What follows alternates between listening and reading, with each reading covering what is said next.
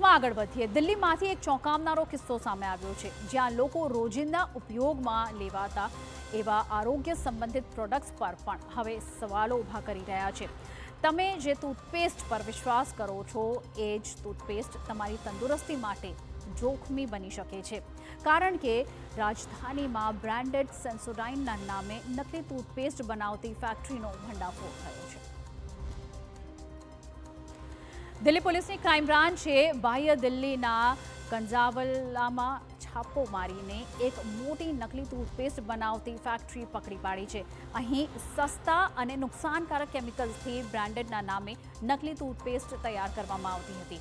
આ ટૂથપેસ્ટને એટલી કુશળતાથી પેક કરવામાં આવતી હતી કે સામાન્ય ગ્રાહક માટે અસલી કે નકલી વચ્ચે ભેદ કરવો મુશ્કેલ બની જાય।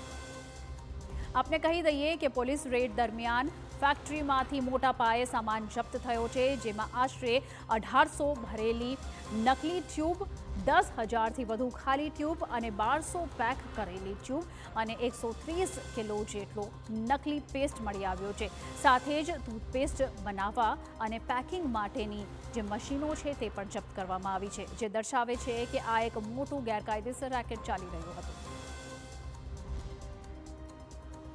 પોલીસે આ મામલે ફેક્ટરીના મહિલા માલિક જે છે હરિઓમ મિશ્રાની ધરપકડ કરી લીધી છે અને સાથે જ 6 મજૂરોને પણ કસ્ટડીમાં લેવામાં આવ્યા છે।